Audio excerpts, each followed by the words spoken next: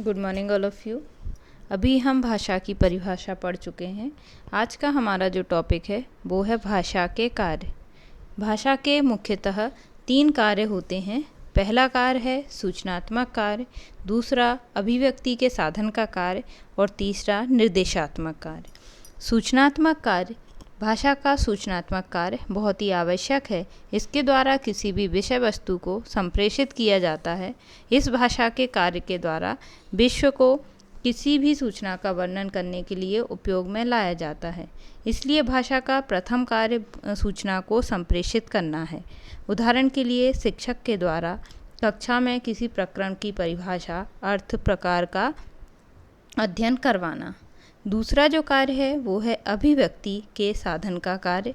भाषा अभिव्यक्ति का एक साधन है। भाषा और विचार को एक दूसरे से अलग नहीं किया जा सकता। विचार के अभाव में भाषा का कोई मूल्य नहीं होता है। पहले कोई भी चीज़ विचारों में जन्म लेती है, फिर भाषा के सहयोग से उसको स्वरूप प्रदान किया जाता है। विचारों के पश्चात ध्वनि उत्पन्न होती है और ध्वनि से विचार और इन विचारों की अभिव्यक्ति भाषा के माध्यम से होती है। तीसरा है निर्देशात्मक कार्य। भाषा के माध्यम से निर्देश देने का कार्य किया जाता है। इसे निर्देशात्मक कार्य करते हैं। किसी भी कक्षा में शिक्षक द्वारा विद्यार्थी को निर्देश देने का काम भाषा के माध्यम से ही किया जाता है।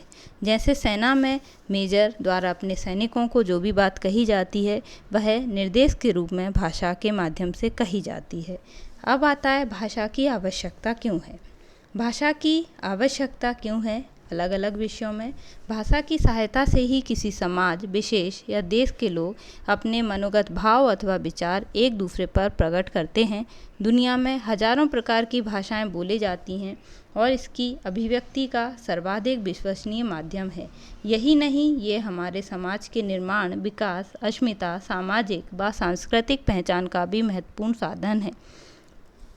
इसलिए भाषा को साक्षरता पाठ्यक्रम के सभी विषयों को पढ़ने व पढ़ाने के माध्यम से जोड़ा गया है।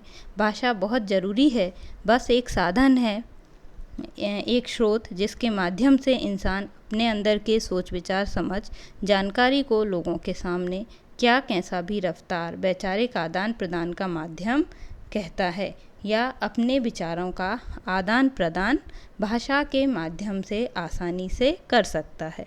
Thank you.